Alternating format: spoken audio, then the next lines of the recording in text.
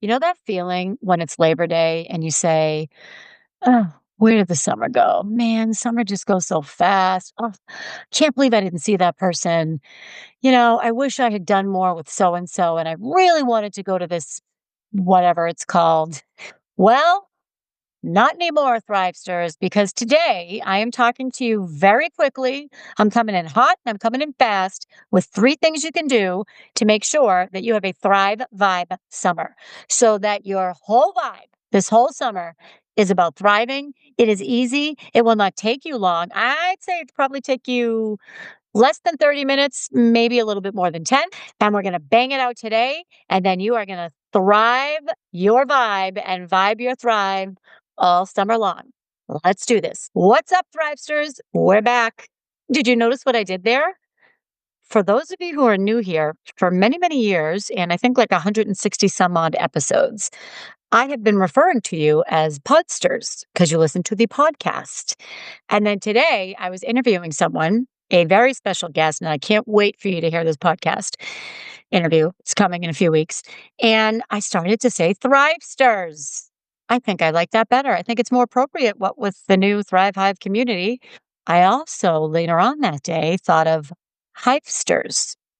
I think I like Thrivesters because it speaks more to thriving. Let me know what you think. Instagram, LinkedIn, email, carrier pigeon, whatever. If you have a strong feeling about Thrivester or Hivester, let me know. Okay, so we're going to get right into it. We are talking today about how to make sure you have your Thrive Vibe summer. How to make sure you have a Thrive Vibe summer. Now, have you heard the term hot girl summer? I heard that a couple of years ago. I don't really love it. I like, however, how it gets you to think about if I want to be the summer, in this case, if I want to be living a Thrive Vibe, what can I do now? And it is May 2nd. We have about 4 weeks until summer, maybe a little longer. And yeah, I think that if you start thinking about how to have a Thrive Vibe summer, we're going to talk about this today, you will. I tried this last summer and it worked great. So here's what we're going to do. We are going to talk about the three things you can do now to set yourself up so that you can enjoy a Thrive Vibe all summer long. You with me? Okay, let's do it. All right. So ample time to do the planning and needed for this summer of Thrive. So here's what got me thinking about this. When you're in the corporate world, let me back up. So I'm going on a trip soon. It's a trip far away, and I'm very excited about it. And it's a little bit of a long trip. And I got to thinking about the last time that I kind of went away or took a month off. And I was thinking about when a couple of years ago I was working with my business coach and I was telling her, well, I'm going to take the month of July off. And July's my birthday. I love summer. I get hyped about summer, as my friend likes to say. I love summer. And I said to myself, all right, you're going to set yourself up so you can take the month of July off. It's your birthday. It's a lot of fun. You have family coming. Great. Lots of fun things to do in July. Great. So when you work in the corporate world and you want to take time off, there are people that do things that you're supposed to do while you're gone.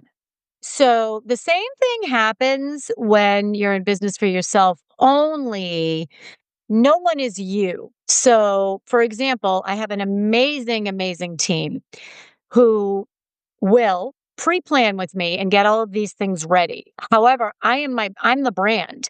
I'm the only one that can record the podcast. I'm the only one that can do the podcast. I'm the only one that can show up for a speaking gig. I'm the only one that can post to my stories. So what is it that only I can do? And understand that if I don't do it when I'm gone, there will be no activity in my business. And I made that mistake. So I was talking to my coach a couple of years ago. I said, I'm going to take the month of July off. And she was like, okay, great. And I remember thinking to myself, I didn't go to work for myself to not be able to take time off when I want. And so I wanted to take the month of July off. What I did not know was if I didn't plan everything ahead of time and if I didn't schedule or generate activity that would happen while I was gone, I would go dark. And let's say I didn't pre-record the podcast. You all would not have a podcast for 3 weeks. I would lose followers. I would lose subscribers.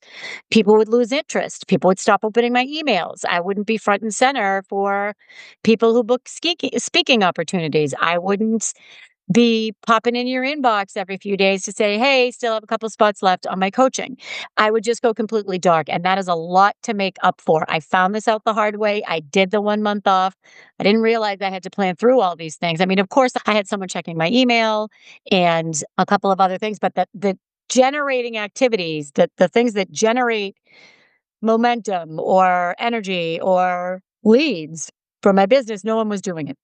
And you need to plan for this when you're your brand. So I was thinking about this and I was thinking about, okay, I'm going to be gone for a few weeks. I can't just say to the people I work with, I'm going to be gone for 3 weeks and I know it's the day before I'm leaving, but here are three things that here are let's say the podcast. Here are three podcasts. Can you edit these? Can you do all the clips? Can you come up with show notes? Can you do the graphics? Can you get all of this ready? Like I can't just spring that on someone. You have to plan for it. Same thing with my assistant, same thing with the woman who helps me write some of my marketing copy. You have to plan for it. So you have to line up resources when you are relying on other people to get things done. You have to line them up. I tend to work in peaks and valleys. Like I'm either working really hard or doing nothing, working really hard or doing nothing. That doesn't work when you have people that are working with you and trying to support you in your business. You can't have a Tasmanian devil all-nighter and then just drop it on their lap the next morning.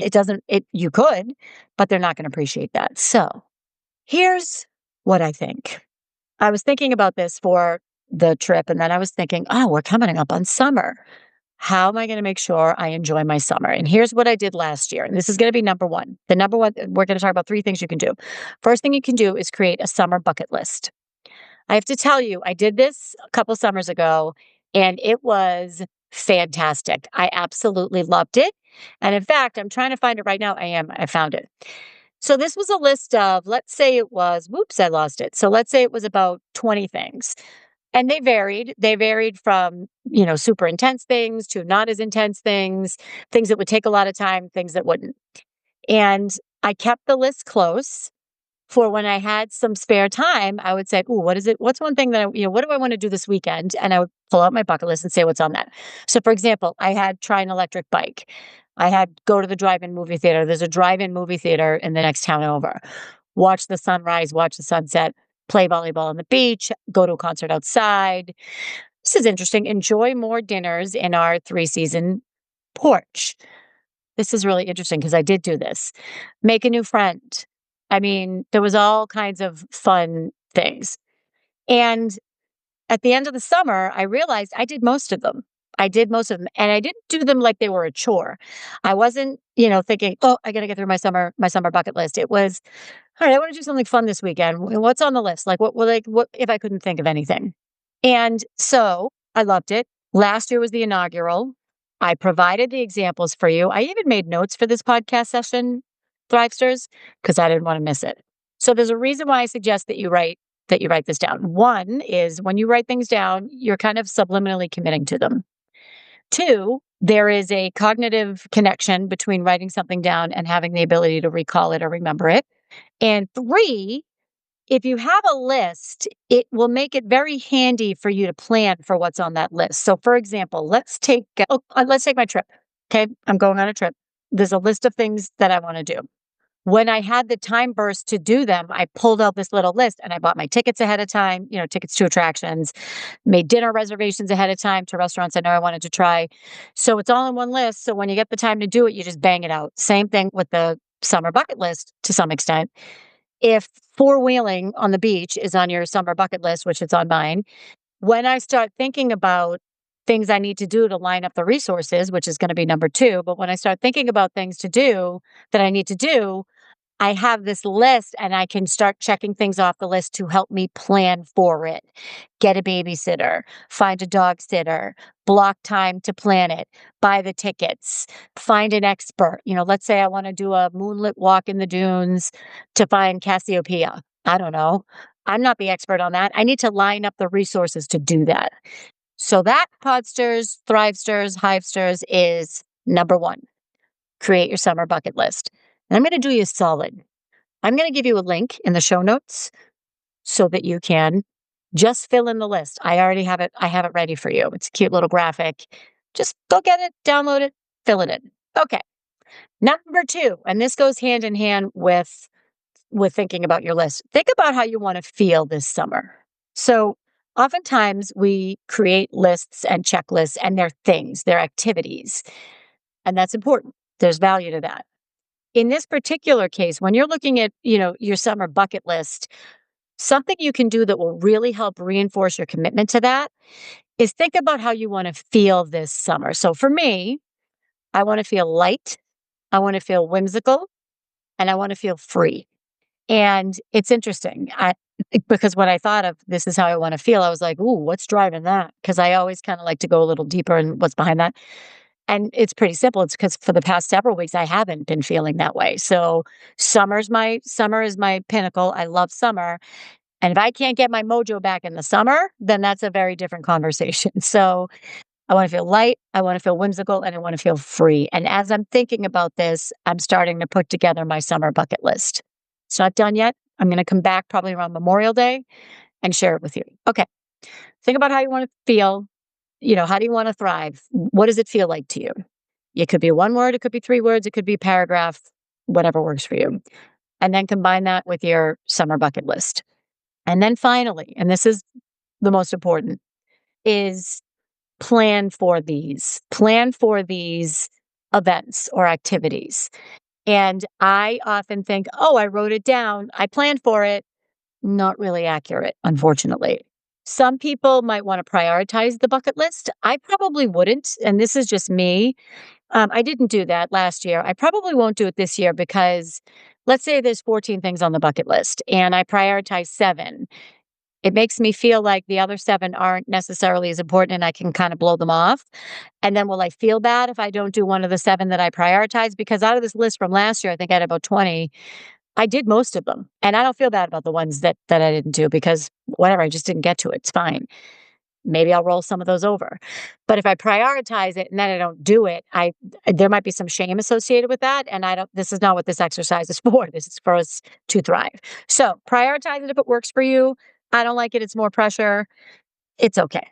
So you make your list and then I want you to plan for it by picking a few items, just a few items on this list and sit down and plan for it. So that could be, like I said before, blocking the time, taking the day off from work, getting your partner to take the day off from work, or alternatively, seeing if your partner can take care of the dogs, get a dog sitter, get a babysitter, get the tickets, find the expert, all of that. So I'm going to go back to the 4-wheeling on the beach example.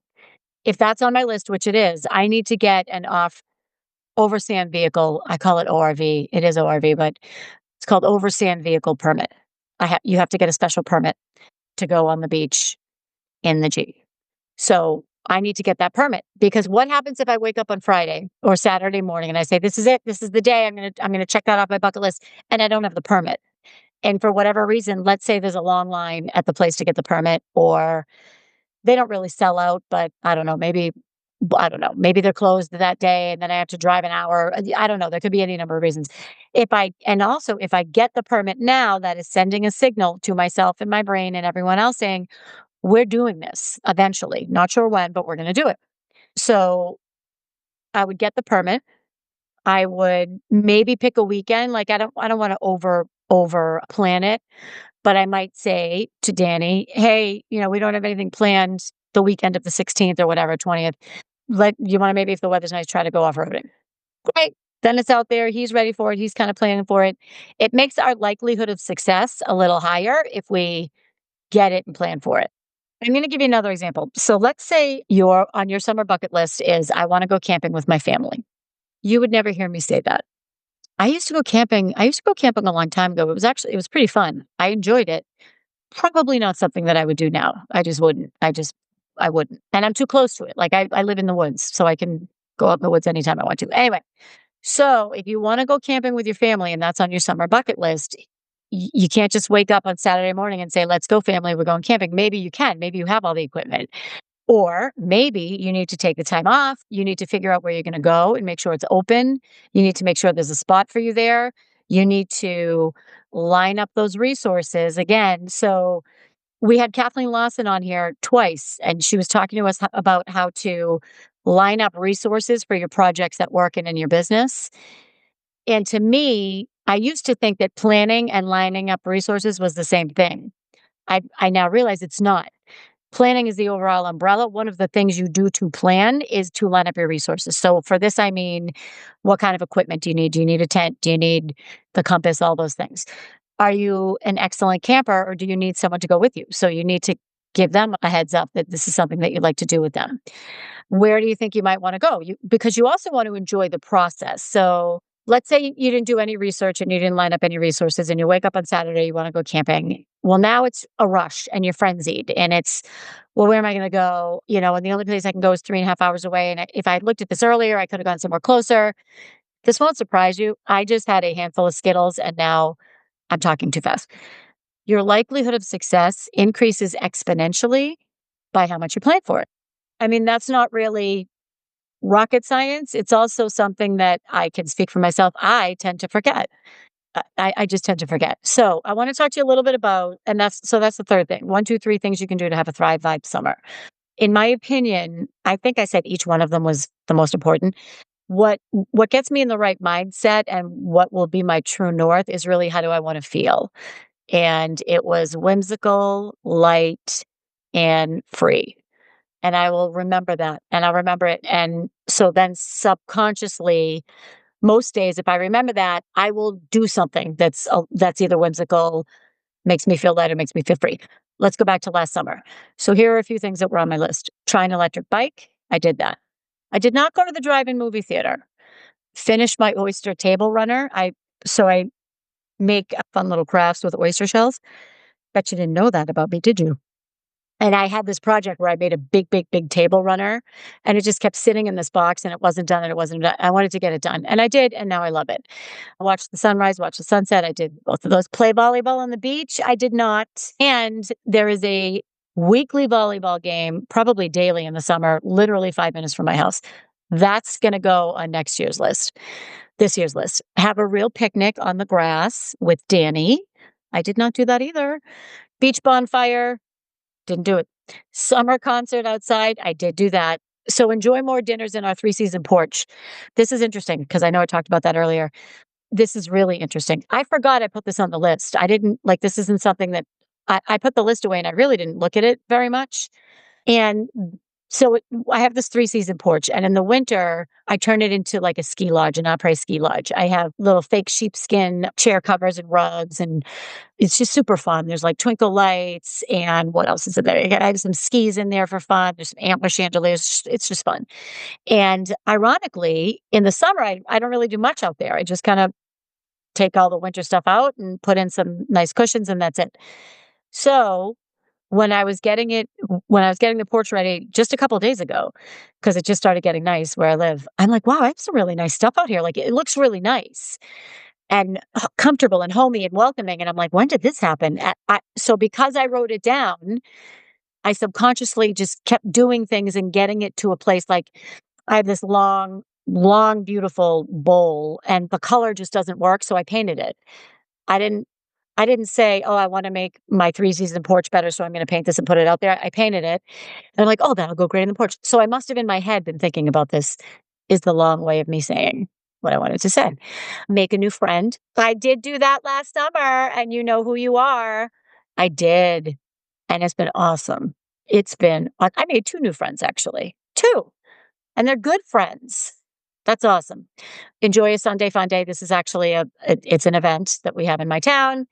I did do that and host a garden party. I don't think I did that. I don't think I did that, but I'll do that this year. Anyway, when I say garden party, I mean a party in my backyard. So I'm not talking about like pinafores and stuff like that. I'm not talking about that. I'm talking about a party in the backyard. So, Thrivesters, I want you to have a Thrive Vibe summer. And I'm going to recap the 3 ways you can do this. I'm going to reorder them. Number 1, or one of the things you can do is think about how you want to feel. How do you want to feel? Write it down, declare it, put it out there. This is how I want to feel this summer because we only have 4 weeks to get ready for it. Number 2, Pull together your summer bucket list. Bonus points if you share it with me. I'm just saying. And number 3, plan for at least pick a few items, not all of them, because you don't want to overwhelm yourself. Plan for a few items on that list. And if you do them, great. If you don't, no problem. We don't beat ourselves up around here. We are not about shame and blame over here. We're not. We're about setting the best intentions and doing our best to meet them. And if we don't, we give ourselves some grace. Right? Right. So, Thrivesters, with that, I'm going to peace out and I will be back next week. I hope you have a great, great, great start of May. I love May. It's full of promise. The rain's over for most of us. I mean, April, I think it rained maybe 28 out of 30 days in April. It was rather brutal here. Happy May to you. And until next week, go out there and thrive like you mean it.